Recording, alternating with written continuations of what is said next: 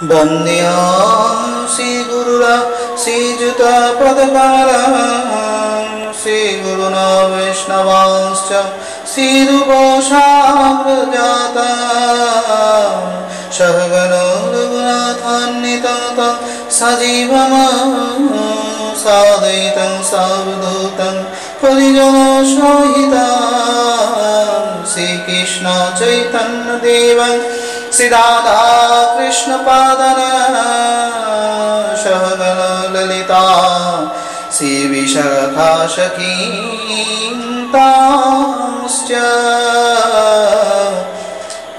अज्ञानतिमिरान्धस्य ज्ञानाञ्जनशलाकया चक्षुरुन्मीलितं येन तस्मै श्री गुरवे नमो नमः।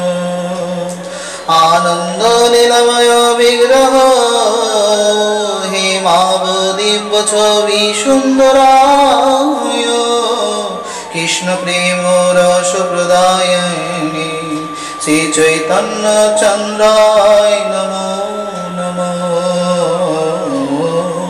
नमो नलिनी नेत्राय विनुर्वरद विनोदिने राधाधरो सुधापाने शलिनी वनमालिने राधा रसिश्वरी रमं गोविन्दं मयिनीं परां विश्वभानुं सुतं देवी नमामि हरिप्रियां। वृन्दा वै तुलसीदेवा वै प्रिया वै केशवश्च कृष्ण भक्ति पदे देवी सत्यवत्यै नमो नमः। वाञ्छाकल्पतरुभ्यश्च कृपा सिन्धुभ्येव च पतितानां पावनेभ्यो वैष्णवेभ्यो नमो नमः। हरे कृष्ण कृष्ण कृष्ण हरे हरे हरे राम राम राम हरे हरे। नमस्कार श्रोता बंधुरा सकले निश्चय भालो आছেন। आज আমরা শ্রীমদ্ ভাগবতের রসাস্বাদন করতে করতে কৃষ্ণ তথ্য পর্ব 6 আবির্ভূত হলাম। পর্ব 6 আমরা আলোচ্য বিষয় ভগবান শ্রীকৃষ্ণের বিভিন্ন গুণাবলী লীলাবলী আস্বাদন করব। ভগবানের মহিমা ইতিপূর্বেই আপনারা শ্রবণ করেছেন 5টি পর্বের মাধ্যমে।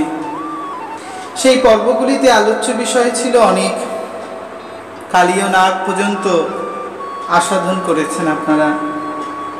ঠিক কালীয় নাগ দমনের কিছুদিন পর ভগবান শ্রীকৃষ্ণ গ্রীষ্মকালীন পরিস্থিতিতে তার প্রিয় বন্ধুবর্গদের নিয়ে, সখাবর্গদের নিয়ে, সঙ্গে দাদা বলরামকে নিয়ে পুনরায় আবার গোষ্ঠীর লীলা করতে চললেন। এবার লীলা পর্যন্ত পরমেশ্বর ভগবান শ্রীকৃষ্ণের বয়স তখন 6 বছর। এই 6 বছর বয়সেই ভগবান শ্রীকৃষ্ণ গোষ্ঠলীলা করতে সখাদের সঙ্গে গিয়েছেন। যেহেতু গ্রীষ্মকাল, সেহেতু তারা একটু শীতল মনোরম স্থান খুঁজছিলেন। ভগবান শ্রীকৃষ্ণ ভগবান বলরামচন্দ্রকে সঙ্গে করে নিয়ে খুব সুন্দর আনন্দ মনোরম একটি পরিবেশ, যেটা বনের মধ্যে বিরাজভূত, সেখানে গেলেন। সেখানে গিয়ে দেখলেন বিভিন্ন ধরনের পদ্ম ফুল ফুটেছে জল সরোবরের উপরে। খুব অপূর্ব সুন্দর গন্ধ, শীতল বাতাস চারিদিকে ছড়াচ্ছে। গ্রীষ্মকালের যে কষ্টটা, সেটা খানিকটা লাঘব প্রাপ্ত হয়েছে। এই গ্রীষ্মকাল শব্দটা আপনাদেরকে একটু বুঝিয়ে বলার জন্য ভাগবতে যেহেতু আছে তাই আমি বলবো। এই গ্রীষ্মকালের যে তীব্র তাপপ্রবাহ, সেটা দাবানল সৃষ্টি করে। আর সেই দাবানল যাতে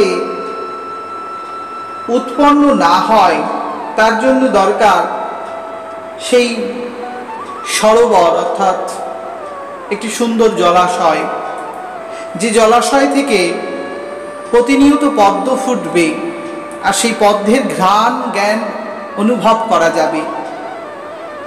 যেহেতু ভাগবতে এই গ্রীষ্মকালকে বিশেষ প্রাধান্য দেওয়া হয়েছে, গ্রীষ্মকাল, বর্ষাকাল এবং শরৎকালকে, তিনটে কালের বিশেষ প্রাধান্যতা আছে। গ্রীষ্মকালের এই যে তাপপ্রবাহ, এটা হলো আমাদের সংসারের তাপপ্রবাহ, যা থেকে দাবানল প্রতিনিয়ত তৈরি হতে পারে এবং সেই দাবানলেই আমাদের জীবনে প্রলয় আসতে পারে। আর সেই প্রলয় আমাদের জীবনকে বারবার অধোগতিতে নিয়ে যায়, উন্নতির দিকে নিতে পারে না। শ্রোতা বন্ধুরা, আশা করি আপনারা বুঝতে পারছেন ব্যাপারটা। বাস্তবিক পক্ষে সেই সময় ভগবান বলতে চেয়েছিলেন যে একটা মনোরম পরিবেশ তৈরি করো, যে সরোবর, জল সরোবর, একটা জলাশয়, সেই জলাশয়টা হলো ভক্তিরূপ জ্ঞানাশয়। ভক্তিরূপ জ্ঞানের একটি বিরাট বড় জলাশয়, সেই জলাশয়ের মধ্যে থেকে কিছু পদ্ম উৎপন্ন হবে। পদ্মটা হবে বিভিন্ন প্রকার অমায়িক আস্বাদনের কিছু তথ্য এবং মায়িক আস্বাদনেরও কিছু তথ্য থাকবে সঙ্গে। জ্ঞান উৎপন্ন হবে, বিভিন্ন জ্ঞানের শোভায় শোভান্বিত হয়ে নিজের ভিতরে যে তাপ, এই যে সংসাররূপী গ্রীষ্মকালীন দাবানল, সংসার ও দাবানল, এই যে সংসারের দাবানল, এই দাবানলকে শীতল করে নিতে হবে। এবং সেই রকম শীতল অবস্থা এখানে বিশেষ করে বাস্তবিক প্রমাণ রেখেছেন। যাই হোক, সেই গ্রীষ্মকালের পরিবর্তনশীল ভগবান স্বয়ং চাইলে সবই করতে পারতেন, কিন্তু তিনি তা করেননি, কারণ গ্রীষ্মকালকে প্রাধান্য দিয়েছিলেন, সংসারের এই তাপকে প্রাধান্য ভগবান দিয়েছেন। তাই বাস্তবিক পক্ষে তিনি বোঝাবার চেষ্টা করেছেন যে তোমাদের এই সময়, এই গ্রীষ্ম ঋতুর যে প্রচণ্ড সূর্যের তাপ, অর্থাৎ সংসার প্রবাহে প্রচণ্ড পরিমাণে যে সংসারের অজ্ঞানতার তাপ, এই অজ্ঞানতার তাপ থেকে তোমরা ধীরে ধীরে তোমাদের নিজের মনকে শ্রী গোবিন্দের কাছে নিয়ে যাও। একাধারে এই শিক্ষা, দ্বিতীয়স্থ অবস্থা বাল্যলীলা যা শুনছেন। বৃন্দাবনে সবুজ ঘাসের প্রাচুর্য ছিল, অনেক পরিমাণে ছিল। সাধারণত সেই সমস্ত ঘাস যেখান থেকে হতো সেখানে পাশেই নদী ছিল, নদীতে প্রচুর ঢেউ, সুগন্ধ সেখানে শোভা পাচ্ছে এবং মনোরম পরিবেশ, চারিদিকে পুষ্প দ্বারা বৃন্দাবন বনটা সুশোভিতভাবে সাজানো হয়েছে, অপূর্ব আনন্দ। পশু পক্ষী সকলেই শব্দে পূর্ণ ছিল, ময়ূরেরা বিশেষ সুন্দরভাবে গান কেওয়া ধ্বনি করতেন, কোকিলেরা সরোজেরা সুন্দর সুন্দর কুঞ্জর করতেন। এই কুঞ্জনের মাধ্যমে তারা চারিদিকে একটা আনন্দের বাতাবরণ তৈরি করত। ভ্রমরেরা সেখানে গুণগান করতেন। প্রকৃতপক্ষে এটি হলো আমাদের মানব সমাজের শিক্ষার অনুভূতির অনুকম্পা। লীলা করবার জন্য যিনি ভগবান স্বয়ং শ্রীকৃষ্ণ আবির্ভূত হয়েছেন, তিনি তার হাতে বলরামকে সঙ্গে করে নিয়ে দুই ভাই একসাথে বংশীধ্বনি করেছেন। তারা বাঁশি বাজাচ্ছেন, অন্য অন্য সব বন্ধুরা সঙ্গে রয়েছেন, তারা কেউ বা সিংহা বাজাচ্ছে, কেউ বা বাজাচ্ছে করতাল, আবার কেউ বা জোরে জোরে নৃত্য করছে, কেউ বা উচ্চ হাসি করছে, অট্টহাসি করছে, কেউ বা নাটক করছে, কেউ বা স্তুতি করছে। এরকমভাবেই মনোরম পরিবেশ তৈরি হয়েছে ভগবান শ্রীকৃষ্ণের এই গোষ্ঠলীলার মাধ্যমে। শ্রীকৃষ্ণের সেই মনোরম পরিবেশ, মনোরম রূপ, মনোরম দর্শনীয় অবস্থান আনুভাবিকভাবে অনুভব করলে পরে আমরা বুঝতে পারবো এই যুগে সেটি বিরাট বড় সৌভাগ্যের সমান। ময়ূরগুচ্ছ, মালা, ফুলের গুচ্ছ দ্বারা ভগবান শ্রীকৃষ্ণকে সাজানো। বলরামও সঙ্গে সেজেছে, দুটি ভাই পাশাপাশি দাঁড়িয়ে আছে, যেন মনে হয় একদিকে জগৎ আর একদিকে জগতের ঈশ্বর। এমনই সময় তারা সকলে মিলে খেলা করবেন, খেলার ছলে খেলতে গেলেন। খেলার সময় হঠাৎ খেলার ছলে একজন অসুর, সে ভয়ঙ্কর, সে তখন ছদ্মবেশ ধারণ করে শ্রীকৃষ্ণের বন্ধুদের মধ্যে মিলে গেলেন। যদিও ভগবান শ্রীকৃষ্ণ সেটা অনুভব করেছিলেন, বলরামকে একটা ইঙ্গিত করেছিলেন। কিন্তু কালক্রমে দুই বন্ধুর মধ্যে বন্ধুত্ব উৎপন্ন হলো এবং সেই অসুর, তার নাম ছিল প্রলম্বাসুর, যে প্রলয়াম্বাসুর ভীষণ ভয়ঙ্কর। সেই প্রলয়াম্বাসুরকে স্বয়ং ভগবান বন্ধু বলে স্বীকার করে নিলেন। এটা ভগবানের কাছে কোনোটাই অসম্ভব নয়, তার কাছে সবাই সমান। বাস্তবিক নজরে ভগবান শ্রীকৃষ্ণ সেই প্রলম্বাসুরকে বন্ধুত্ব করলেন। তারা তখন একটা খেলার নীতি করলেন, দুটো দল বিভক্ত করলেন। বন্ধুদের দল দুটো হলো, একটা কৃষ্ণের দল, একটা বলরামের দল। যেই দল হেরে যাবে সেই দল অপর দলের প্রণেতাকে, যিনি নেতা থাকবেন, তাকে পিঠে করে বহন করতে হবে। নিয়ম হলো যতদূর পর্যন্ত সে যাবে ততদূর পর্যন্ত তাকে নিয়ে যেতে হবে। একটা বটবৃক্ষকে সেখানে রাখা হয়েছিল, বা অশ্বত্থ বৃক্ষকে মূল কেন্দ্রবিন্দু করা হয়েছিল, দুই পক্ষ থেকে দুটো গাছ।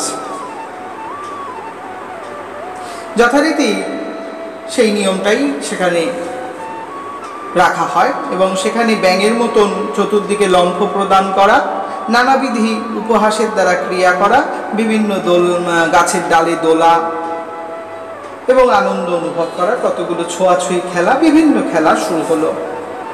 এভাবে শ্রীকৃষ্ণের এবং বলরামের বৃন্দাবনে সেই নদী, পর্বত, কটাক্ষ, উপবন, কুঞ্জবন, সরোবর সমস্ত জায়গায় অলৌকিক আনন্দ, লৌকিক ক্রিয়ার দ্বারা তিনি খেলা করতেন।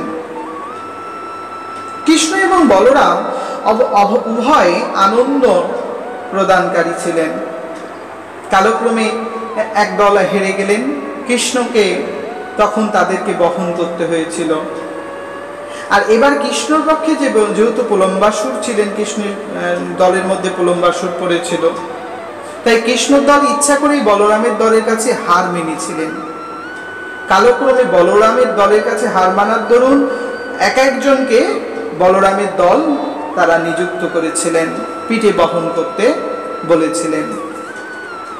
সেই দলে সাক্ষাৎ ভগবানের সখা ছিল শ্রীদাম, সুদাম, দাম, বসুদাম, স্থুতকৃষ্ণ, উজ্জ্বল, কিনিকিনি, অংশুমান এবং বিষব আদি সখাগণ। ভগবানের কৃপায় সে সময় লীলা হলো, বলরাম সাক্ষাৎ এই প্রলম্বাসুরের পিঠে উঠলেন। প্রলম্বাসুর বুঝতেই পারেননি যে বলরাম অনন্ত শক্তিশালী, যদিও এই অসুর এসেছিলেন ওনাদের দুজনকে অপহরণ করবেন বলে। কিন্তু বলরাম যখন তার পৃষ্ঠের উপরে উঠলেন, তখন প্রলম্বাসুর একটুখানি দূরে খুব জোরে দৌড়তে লাগলেন এবং সেই গাছটাকে অতিক্রম করে গভীর বনে সে প্রবেশ করে গেলেন। কিন্তু কালক্রমে সে বনে প্রবেশ করে আর ভগবানকে বহন করতে পারলেন না। বলরাম অতিরিক্ত ভারী হয়ে গেলেন। ভারপ্রাপ্ত বলরামকে তিনি সহ্য করতে না পেরে বজ্রর মতন মনে করে তাকে নিচে নামিয়ে রাখলেন। আর খানিকের মধ্যেই নিজ রূপ, ভয়ঙ্কর একটা অসুরের রূপ ধারণ করলেন।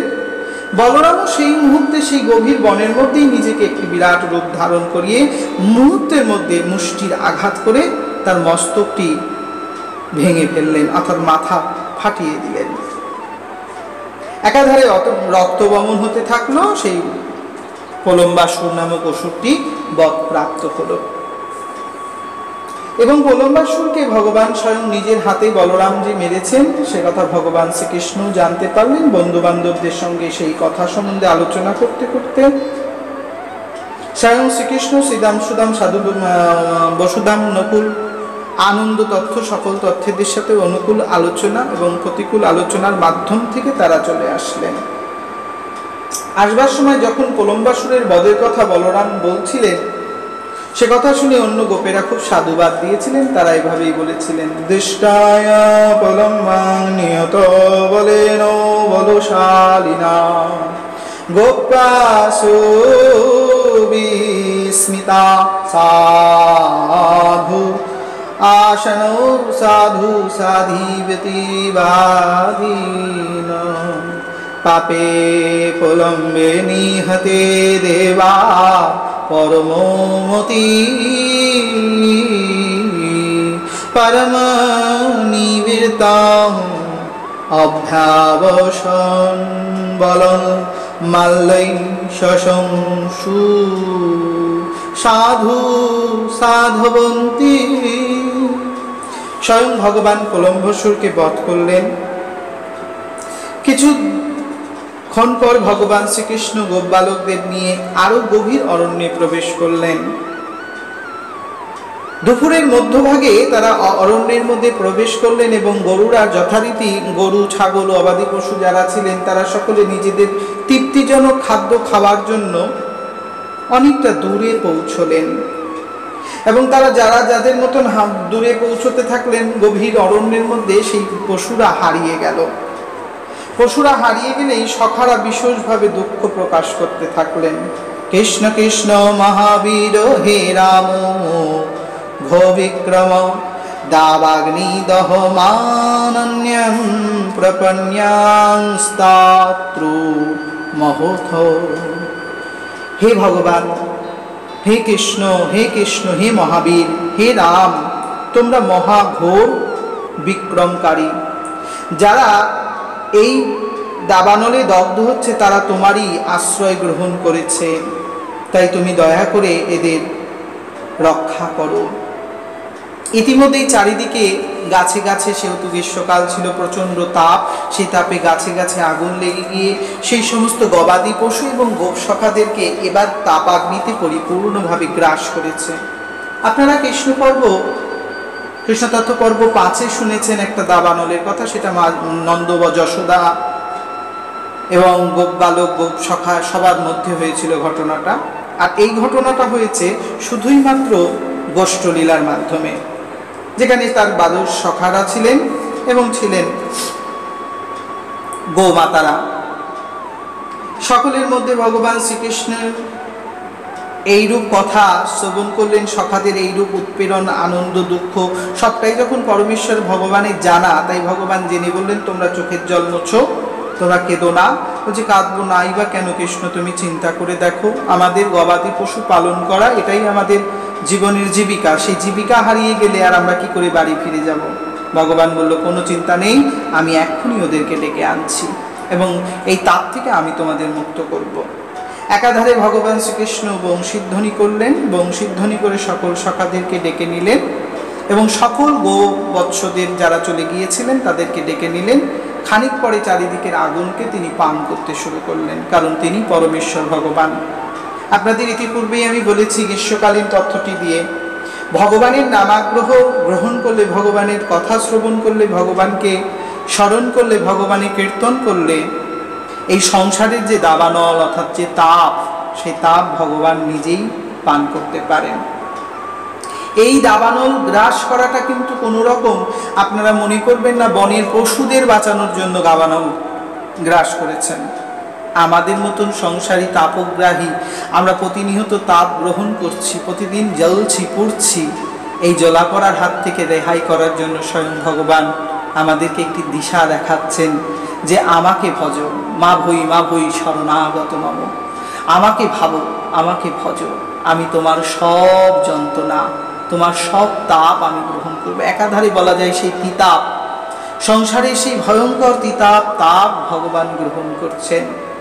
নিজের মুখমণ্ডলীতে সেই ভয়ঙ্কর অগ্নি পান করে সংকট থেকে আমাদের সকলকে রক্ষা করবেন। একাধারে তিনি রক্ষা করেছেন, তার একটা প্রমাণ রেখেছে ভাগবতের মাধ্যমে। দাবানল গ্রাস করেছিলেন তিনি নিজ মুখমধ্যে। তিনি সেই সাক্ষাৎ ভগবান সচ্চিদানন্দ, ভগবান অগ্নিমূলবনম পিতামুখে স্বয়ং ভগবান সেই যোগ শক্তির দ্বারা সেই দাবাগ্নিকে নিজে পান করেছিলেন। কৃষ্ণস্থ যোগ বিদ্যায়াং তদ যোগ মায়ানুভাবিতম দাবাগ্নরাত্মন্য ক্ষেমং বিক্ষতে মুনিরেহ মম। স্বয়ং ভগবান সেই সময় তার কৃপার দ্বারা দাবানল থেকে সমস্ত ভক্ত তথা গোবৎস এবং গোসখাদের উদ্ধার করেছিলেন এবং যেখানে শত বৃক্ষ ছিল যারা জ্বলে পুড়ে ছাই হয়ে যাচ্ছিল তাদেরকেও তিনি পুনরায় আবার সঞ্জীবিত করে সেখান থেকে ভগবান চললেন ব্রজের পথে।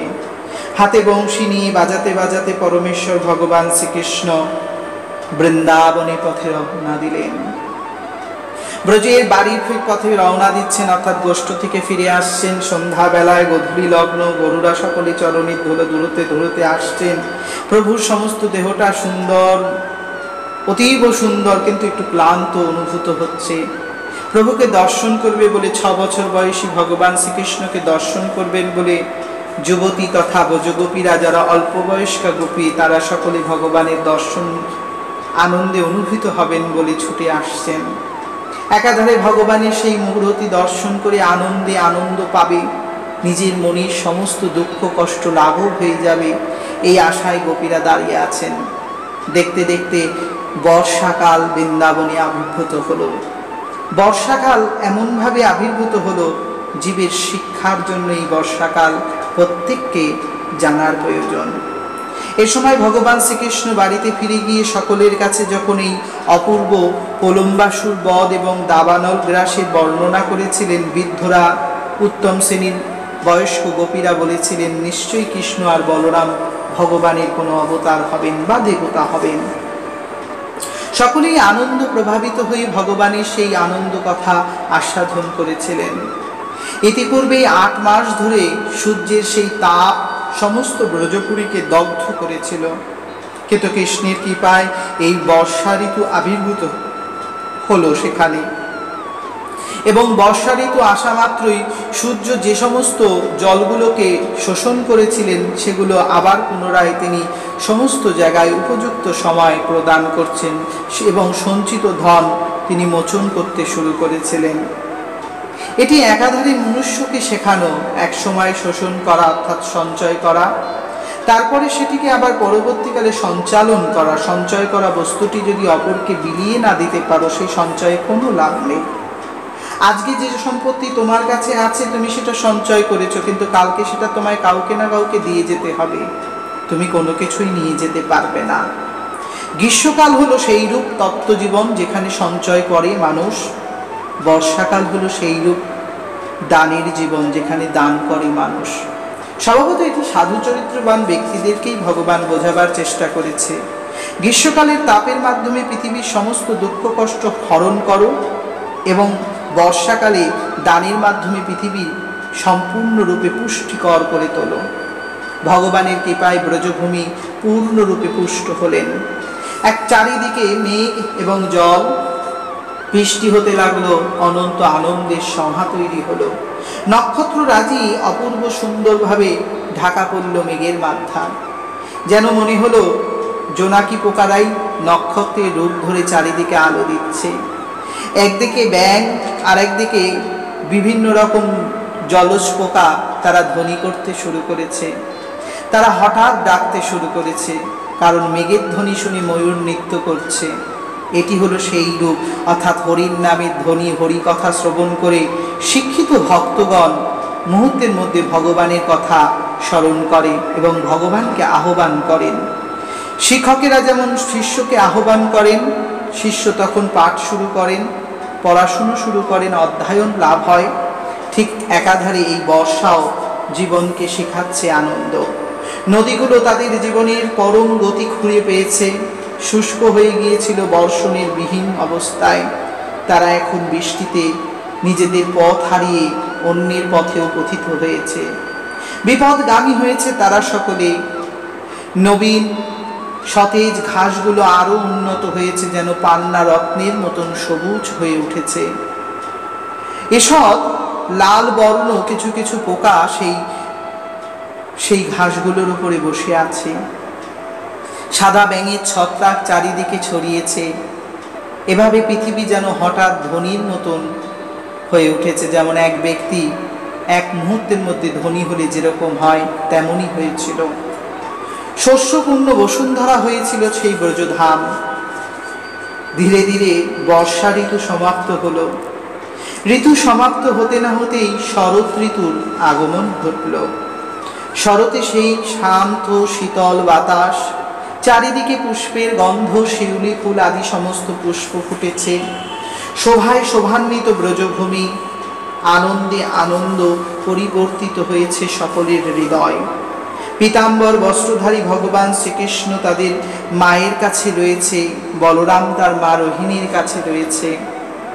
আনন্দে আনন্দিত ভগবান শ্রীকৃষ্ণকে দেখে সকলেই বড় খুশি। যুগে যুগে ভগবান এসেছেন, আসবেন, কিন্তু এই রূপ আনন্দ আর কি প্রকাশ করবেন? পদকর্তারা বলে গেলেন, এই রূপ যেন অনন্ত আনন্দের পরিপ্রকাশ। বলরাম শ্রীকৃষ্ণ সেই আনন্দ অনুভব করেছিলেন ব্রজধামে বসে। ব্রজ রমণীগণ স্বয়ং ভগবান শ্রীকৃষ্ণকে দর্শন করবার জন্য অপেক্ষা করতেন। বৃক্ষসমূহ থেকে মধু খরিত হতো ভগবানকে দর্শন করে তাকে দেবেন বলে। গাভীরা তাদের স্তন ভারী করে রাখতেন কৃষ্ণের সেবার জন্য। দ্রুত বেগে ভগবানের কাছে ছুটে আসতেন যখন ভগবান আহ্বান করতেন বংশীর ধ্বনি করে বা কখনো নাম ধরে। যখনই বৃষ্টি নামত তখনই গাভীরা তাদের নিজস্ব ক্রিয়ায় আনন্দ হয়ে ভগবানের সঙ্গে বহু হুঙ্কার দান করতেন। এভাবেই ভগবান তার লীলা পরিপূর্ণ রূপে বর্ষা এবং শরৎ ঋতুতে পূর্ণ করেছিলেন। শরতে মেঘমুক্ত জল স্বচ্ছ বায়ু এবং মৃদুমন্দ বাতাস বইছিল। শরৎকাল যেন পূর্ণ প্রাণীগণকে সংকীর্ণ জীবনযাত্রা থেকে অবস্থা দূর করেছিল। পৃথিবী কলঙ্কিতা মুক্ত হয়েছিল। এক কথায় পৃথিবী এখন কলুষ মুক্ত। নির্মল থেকে নির্মল আনন্দ অনুভবকারী ভগবান শ্রীকৃষ্ণের প্রতি প্রেম এবং চাতুরা আশ্রমবাদী ব্যক্তিগণ অশুভ থেকে মুক্ত হয়ে আনন্দ শুভ প্রকাশ করেছিলেন। পরমেশ্বর ভগবান শ্রীকৃষ্ণের কৃপারুত অবস্থায় সেই শরৎকাল আহ্বান হয়েছে। পর্বত সকল তাদের শুভ জলাধার মোচন করে তারা আনন্দে আনন্দা প্রকাশ করেছে। চারিদিকে এক নির্মল অবস্থা, মনোরম পরিবেশ, বিভিন্ন ফুল বিভিন্ন শোভায় শোভান্বিত হয়েছে। শারদীয় পুষ্প, শারদীয় ফুল, শারদীয় ফল, এমনকি শারদানন্দে বৃক্ষ, রাজি পশু, বৃক্ষ, লতা তারাও আনন্দ অনুভব করছেন। গাভু মৃগয়া খলগা আদি পুষ্প সবসরতা, অর্থাৎ ভগবানের কৃপায় শরৎকালে ভগবান একটি গাছের তলায় বসে যখন বংশী বাজাতেন, গাভী, হরিণী, নারী এবং স্ত্রী পক্ষী, ঋতুমতী সমস্ত যৌন সঙ্গ লাভের জন্য ভগবানের কাছে গিয়ে তার সমীপবর্তী হতেন। শরৎকালে মিলনের মাস, তাই মিলন সেখানে পূর্ণরূপে প্রকাশ্য হল। বৃষ্টি আবদ্ধ বণিকগণ, মুনি নিবৃত্তি ব্রহ্মচারী ছাত্রগণ অবশেষে সেই তার আকাঙ্ক্ষিত বিষয় সংগ্রহ করে তারা যেমন আনন্দ লাভ করে, ঠিক তেমনি আনন্দ লাভ করেছিলেন সে সময় কৃষ্ণ আর বলরাম। ভগবানের কৃষ্ণ তখন তার মহিমা প্রকাশ করেছিলেন ব্রজগোপীদের জন্য। ভগবান শ্রীকৃষ্ণ একাধারে নিজেই অনন্ত সংসারের মালিক। তিনি সৃষ্টি, সংহার, পালন ইত্যাদি করে থাকেন। সেই ভগবান তার হাতে বংশী বাজায়, আর সেই বংশী সুরে গোপ নারীরা, অর্থাৎ গোপের সেই অল্প বয়সা গোপীগণ, ব্রজের সেই গোপীগণ, তারা তখন সেই বংশীর ধ্বনিতে আত্মনাদন করেন।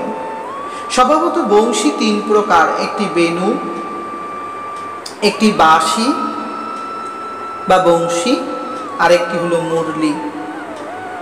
তথা এই মুরলি থেকে মুরারি নাম।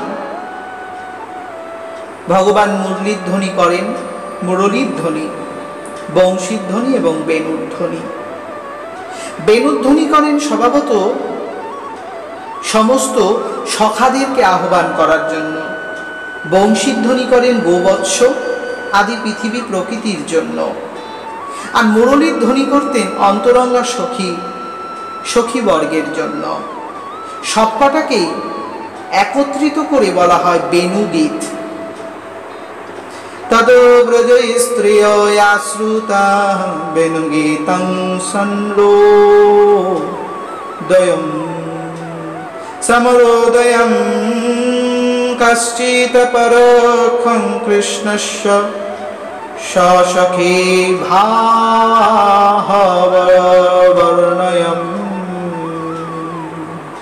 স্বয়ং ভগবানের বংশী এতই কাজ করতেন যা পূর্ণ মিলন আনন্দ প্রকাশ করতেন।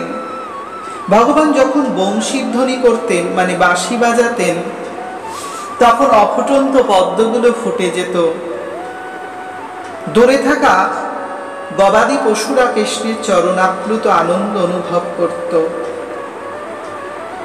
ভগবান সাক্ষাৎ এইরূপ বংশীর ধ্বনি করে সকলকে এক জায়গায় করতেন। আর যখনই তার মনে হতো গোপ সখাদের ডাকতে হবে, শ্রীরামশ্চ সুধামো সখয়াস আগমনম গায়তি বলতায়ায়ম বংশী বেনুরদ্দ নাদনম নাদনম নাদনম নাদনম নাদনম নাদনম হে কৃষ্ণ সখয়া পরিবর্গয়ম সসম্ভিতে সানিধ্যয়া গ্রহণস্তে বলম গোপ সখায়ানন্দ ইতি বর্ধনম। গোপ সখারা আনন্দে ভগবানের কাছে আসতেন, তার সাথে সঙ্গত করতেন। বেণুধ্বনি,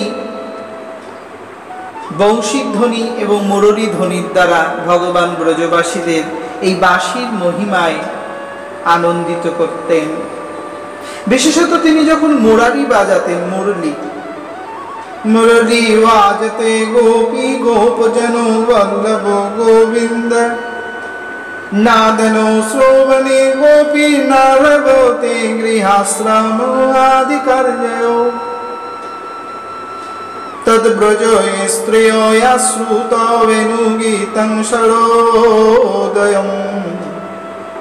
স্বয়ং ব্রজগণ গোপীগণ তারা আর গৃহে থাকতে পারতেন না। অল্প বয়স্কা ব্রজ নারীগণ, যাদের মধ্যে নাম ললিতা, বিশাখা, চিত্রা, লবঙ্গ, লতিকা, রঙ্গদেবী, তুঙ্গবিদ্যা আদি গোপীগণ, সেই গোপীদের সংখ্যা 3 শ্রেণীর ছিল। তারা সকলেই এইরূপ বংশীর ধ্বনি, বেণুর ধ্বনি বা মুরলীর ধ্বনি শ্রবণ করে আসতেন। ভিক্ষেষু ভিক্ষরন্তুং গোপিয়া সদ্ভবম। 16,108 গোপীর মাধ্যমে এটি হয়েছিল। এই 3 শ্রেণীর বংশীর ধ্বনি 3 শ্রেণীর গোপীদেরকে জাগরণ করার জন্য হয়েছিল। একত্রে এটিকে বেণুধ্বনি বা বেণুগীত বলা হয়, যেটিকে বংশীগীত বলেও অনেকে বলে থাকেন। এই বেণুগীত বা বংশীগীতের মাধ্যমে ভগবান শ্রীকৃষ্ণ সমস্ত গোপীদের জাগরণ করেছিলেন শরৎকালের ঠিক শুরুর কয়েকদিনের মধ্যে। শারদীয়ায় আনন্দ অনুভূবিতা বাজতে মুরারি গাবতে রাধা নাম সমচারী। এমন সুন্দর মুরলী বাজত। মুরলী বাজতে মুরলী মুরলী মুরলী মুরলী মুরলী। অপূর্ব মুরলী বাজাতে বাজাতে ভগবান শ্রীকৃষ্ণ তার সখীবর্গদের জাগরণ ঘটাতেন। 3 শ্রেণীর মধ্যে স্বয়ং সিদ্ধা, নিত্য সিদ্ধা এবং ভজন সিদ্ধা। স্বয়ং সিদ্ধা গোপীরা ছিলেন সাক্ষাৎ শ্রীমতী রাধারানী অপরা প্রেমের পরিপ্রকাশ, যারা বামনরূপী ভগবানকে দর্শন করবেন এবং সেই দর্শন করে যখন বলিরাজার সেই বলিরাজার দরজায় যখন বামনদেব যান, তখন তার ছেলের বানাসুর আদি 100 জন পুত্র বিবাহ করেছিলেন। সবেমাত্র তারা কালরাত্র যাপন করেছিলেন, তখনই ভগবান তাদের বাড়িতে গিয়েছিলেন বলির কাছে ভিক্ষা চাইতে। তখনই ভগবান বামনদেবের অপূর্ব সুন্দর ঐশ্বর্যময় রূপ দর্শন করে তারা মনে মনে বলেছিলেন, এই পতি শ্রেষ্ঠ পতি, নাহি চাই অন্য পতি। নিজ পতি পরিত্যাগ করবার বাসনা নিয়ে তারা তখন মনে মনে এনাকে পতিরূপে বরণ করেছিলেন। কিন্তু সে সময় বামন ভগবান অংশ অবতার হওয়ার দরুন তিনি তখন বলেছিলেন, আমার সম্পূর্ণ সাধ্য নেই, তবে তোমাদের বর দিচ্ছি, তোমরা সেই পতি লাভ করবে। কালক্রমে তারা পরবর্তীকালে মুনিরূপ ধারণ করেন এবং মুনিরূপ ধারণ করে তারা যখন অপেক্ষা করেন তখন রামচন্দ্রকে পরের যুগে দর্শন করেন। রামচন্দ্রের কাছে গিয়ে তাদের আকাঙ্ক্ষা বলেন। রামচন্দ্র তখন বলেন, আমিও অংশ পুংস সে হবে। তাহলে সেই পুংস কবে পাবো? বলে দাপর যুগে, শেষ ভাগে। তাহলে দাপর যুগ পর্যন্ত আমরা অপেক্ষা করলে নিশ্চয়ই অন্য কারুর দ্বারা আমরা নিজেদের আত্মটাকে দিয়ে দেব, আমরা আর পারবো না হয়তো তাকে মনে রাখতে, কারণ আমাদের বারবার জন্ম মৃত্যু হওয়ার দরুন আমরা এটা হারিয়ে ফেলতে পারি। স্মৃতি ভ্রম বুদ্ধি নাশয় জানতে না হরি, শরণী নারাবতে প্রভু বংশীধারী। আমাদের স্মরণে হয়তো থাকবে না সেই বংশীধারীকে, আমাদের যাতে একই জন্মে সেটা লাভ হয় এমন একটা জন্মদিন প্রভু, এমন একটা জায়গায় রূপ বদলে দিন। তখন সেই যমুনা নদীর কূলেই বৃক্ষ করে তাদেরকে রাখা হয়।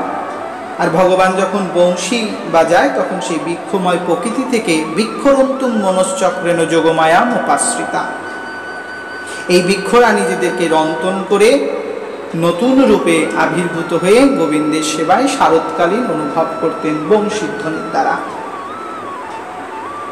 এবং বেণুধ্বনি যখন হলো, বেণুধ্বনি হলো এক শ্রেণীর জন্য, সেই শ্রেণীটা হলো স্বয়ং সিদ্ধা। ভজন সিদ্ধা 100 জন ছিল যারা শুনলেন, আর স্বয়ং সিদ্ধা হলো বৈকুণ্ঠ লোকে লক্ষ্মী। যখন ভগবান বামনদেব হয়ে চলে আসেন, বলিরাজার কাছে বেশ কিছুদিন আটকে পড়েন, তখন ভগবানকে আর খুঁজে না পাওয়া গেলে তখন তিনি শরণাগত হন। শরণাগত হন নারায়ণের ভক্ত নারদ মুনির কাছে। আর নারদ মুনি তখন প্রভু রয়েছেন বামনের কাছে, তাই তখন লক্ষ্মীকে বললেন, প্রভুকে আনতে হলে আপনারই যেতে হবে, উনি আর কারো কাছে আসবেন না। একথা আমি রাধা তত্ত্বের পর্বে বলেছি, তবু আপনাদের এটা বলছি শোনবার জন্য, যেহেতু বুঝতে হবে মিলিয়ে নেওয়ার জন্য। তখন সেই বলিরাজার দুয়ারে গান, এবং সে তখন রসতলের মালিক ছিলেন, রসাতলে গেলেন। তিনি তখন বলিরাজার কাছে গিয়ে ভগবতী ভিক্ষাং দেহি পতিং ভিক্ষাং দেহি, এই রাখি পূর্ণিমার সংলগ্নে হবে। কিন্তু যখন তিনি ওই বৈকুণ্ঠ ছেড়ে আসেন তখন পালন কাজটা কার হাতে দেবে, তাই পালন কাজ দেবেন কার হাতে চিন্তা করে অংশ থুতে থুতে এসছিলেন। আর এক এক অংশ থেকে এক এক কান্তা উৎপন্ন হয়েছিল। কান্তা মানে লক্ষ্মী অংশ। সেই কান্তারা দেখতে দেখতে 16,000 পদক্ষেপ পর্যন্ত উৎপন্ন হয়েছে, মানে গোলক থেকে রসাতল পর্যন্ত যেতে 16,000 পা ফেলতে হয়েছিল মা লক্ষ্মীকে। আর সেই 16,000 দেবীরাই ছিলেন চতুর্ভুজা নয় দ্বিভুজা, অর্থাৎ দুটো করে হাত ছিল তাদের। আর সেই দুর্ভুজা দেবীরা সকলেই জিজ্ঞাসা করছিলেন, আমাদের কি কাজ? বলছে, তোমাদের প্রভু আসলে তার সেবা করো, তাকে ফিরে যেতে দিও না। কিন্তু প্রভু তো আর এমনি এমনি আসেননি। কালক্রমে যখন বামনদেবকে বলিরাজার কাছ থেকে খুব নিয়ম পদ্ধতির মাধ্যমে চেয়ে নিয়ে গেলেন, 4 মাস তার কাছে থাকবে, 8 মাস তাকে বৈকুণ্ঠ লোকে চলে যেতে হবে, এরকম বিধান হলো। তখন ভগবান যখন যাচ্ছেন তখন ওই কান্তাগুলো পরিবৃত্ত হচ্ছেন, ভগবানকে ঘেরাও করছে। তখন কান্তাদের দেখে ভগবান বলছে, হে লক্ষ্মী, এরা কারা? বলছে, এরা হলো আপনার জন্য আমার বিরহ এই রূপে প্রকাশ প্রাপ্ত। বলছে, তোমার থেকেও তোমার বিরহ অনেক দামি, এবং এই দামি বিরহ আমি আমার সম অল্প দামি বস্তুতে ব্যবহার করতে পারবো না। অর্থাৎ আমার থেকে আমার নাম বড়, নামের থেকে আমার প্রেম বড়, প্রেমের থেকে আমার ভক্ত বড়, ভক্তের থেকে প্রসাদ বড়, প্রসাদের থেকে মহাপ্রসাদ বড়। তদুত্তর এরকম বড় করে তিনি প্রাধান্য দিলেন সেই স্বয়ংভূত, যারা স্বয়ং আবির্ভূত হয়েছেন, স্বয়ং, যাকে স্বয়ং সিদ্ধা বলা হয়। এই স্বয়ং সিদ্ধাদের তিনি বললেন, তোমরা কান্তা, তোমাদের জন্য কান্ত আসবে, তোমরা অপেক্ষা করো। এটা লক্ষ্মীর মধ্যে আন্ডারস্ট্যান্ডিং করে নিলেন এবং পরবর্তী সময় তাদেরকে বলে দিলেন, তোমরা বৃন্দাবনে যাও এবং বৃন্দাবনে বৃক্ষগুল্মলতা হয়ে থাকো। যখন তোমরা বেণুধ্বনি শুনবে, কৃষ্ণের হাতে যখন বেণু বাজে উঠবে, সেই বেণুধ্বনিতে তোমরা পুনর্জাগরিত হবে শারদ পূর্ণিমা লগ্নে। শারদকালীন উৎসবের সময়। এই শারদ পূর্ণিমা লগ্নে যোগমায়া উপাশ্রিত ব্রত আচরণকারী ব্যক্তিদের মন্ত্র শ্রবণে এবং বেণুধ্বনিতে তোমরা পুনর্জীবিত হয়ে কৃষ্ণের সাথে এক রাত্র তোমাদের মনোবাঞ্ছা পূর্ণ করবে, সেটা নিষ্কামভাবে। যথারীতি সেই আশাই পূর্ণ করলেন পরমেশ্বর ভগবান। এরা হলেন স্বয়ং সিদ্ধা, সংখ্যাটা 16,000। পূর্বে 100 জনের কথা বলেছিলাম, আর আগে আরো 8 জনের কথা, ললিতা, বিশাখা, চিত্রা, চম্পকলতা, ইন্দুরেখা, রংদেবী, সুদেবী, তুঙ্গবিদ্যা, এদের কথা। এরা হলো নিত্য সিদ্ধা, রাধারানীর 8টি ভাব। রাধারানীর অন্তরঙ্গ ভাবই হলো এই 8 জন সখী, যারা নিত্য আছে, ছিল এবং থাকবে। এই নিত্য সিদ্ধাদের জন্য ভগবান মুরলী তথা মুরলী বাজাতেন। মুরলী বাজতে গোপী নাচতে জায়তে ময়ূর ময়ূরী, পদ পদ চিহ্ন সারতে গোপী লাভতে হরি নারায়ণ বাসুদেব হরি। সাক্ষাৎ হরি নারায়ণ বাসুদেব সব মিশ্রিত হয়ে মুরলী মুরারি রূপ ধারণ করে সাক্ষাৎ ভগবান মুকুন্দ মুরারি মদন মোহন বাজায় বংশী রাধারমণ। সাক্ষাৎ ভগবান সেই বংশীর ধ্বনির দ্বারা সকলের মনকে আনন্দ প্রদান করেন। এই 3 শ্রেণীর বংশী, মুরারি, মুরলী ইত্যাদি তথ্যের পরিধাবন করে ব্রজে বংশীর ধ্বনির দ্বারা সকল গোপীদের মন তিনি বশীভূত করেছিলেন। কোনো গোপী রন্ধনকালে যদি এই বেণুধ্বনি শুনতে পারতেন, রন্ধনসমূহ থুয়ে তারা মনে মনে ভগবানের কাছে তার কীর্তন মহিমা শ্রবণের জন্য ছুটে যেতেন।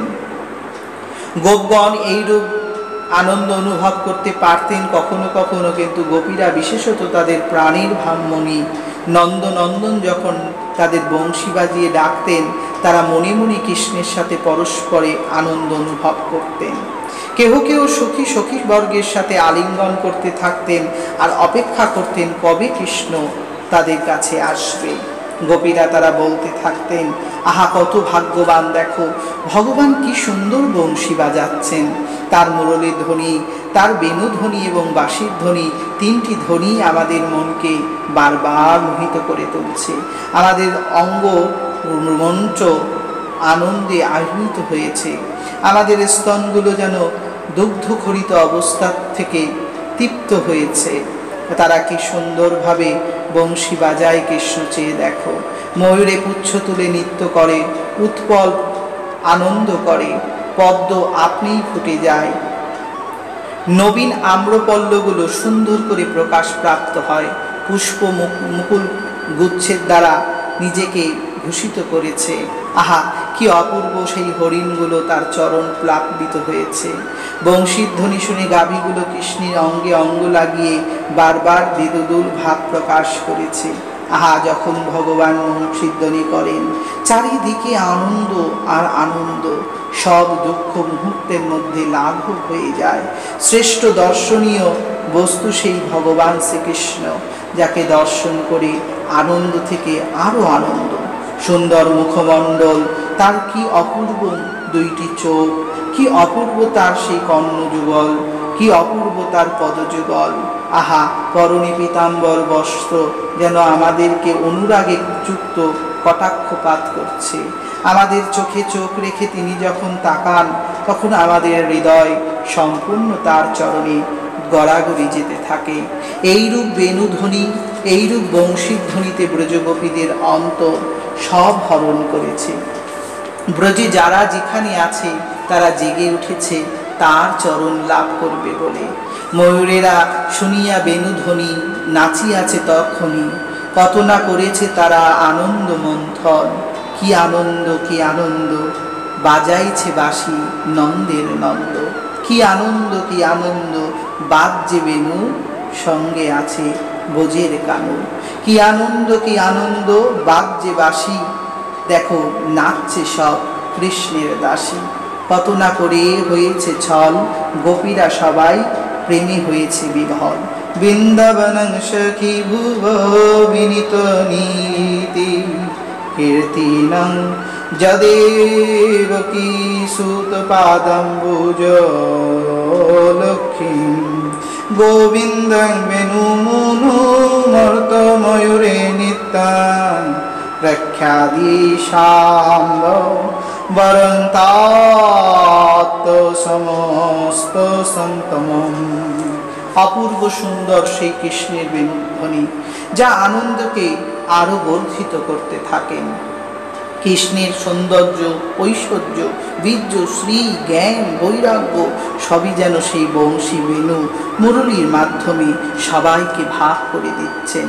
তিনি এমন আনন্দ দান করছেন, দেব স্ত্রীগণ পর্যন্ত তাকে দর্শন করতে সেখানে এসে পৌঁছচ্ছেন। দেবীগণ তাদের হৃদয়ে কম্পমান সেই আনন্দ প্রভুর চরণে দিতে ইচ্ছা প্রকাশ করে। কখনো কখনো কোনো কামপূর্ণ ব্যক্তি তথা কামী নারী তাকে দেখা মাত্রই তার সমস্ত কামনা তার চরণে প্রদান করছেন। কিবত মুরলি দর্শন লাভে সোহরি। তার মুখমিশ্রিত এই বংশী গীতের মাধ্যমে সুধামৃত পান করে ব্রজগোপীগণ তাদের আনন্দের দ্বারা সর্ব আনন্দ অনুভূত হচ্ছে। চেয়ে দেখো গোপীগণ, কি অপূর্ব বাজাইছে বাঁশি। সব গোবিন্দ গোর সঙ্গে আনন্দ করছে রাশি রাশি। গোবিন্দ অর্থাৎ গরুরা সকলে মিলে আমার গোবিন্দের সঙ্গে আনন্দ করছে। মা তথা গোমাতা সে দুগ্ধ দান করছে বৎসদের, অকারণ আনন্দে দুগ্ধ খরিত হচ্ছে, কোনো কারণ নেই। বাঁশি শোনা মাত্রই গরুর দুগ্ধস্তন থেকে দুগ্ধ খরিত হতে লাগছে। একাধারে চোখ থেকে জল আর একাধারে দুগ্ধ, দুই মিশ্রিত হয়ে করছে আনন্দ আলিঙ্গন। এই বংশীর ধ্বনি কতই না সম্পর্ক তৈরি করে।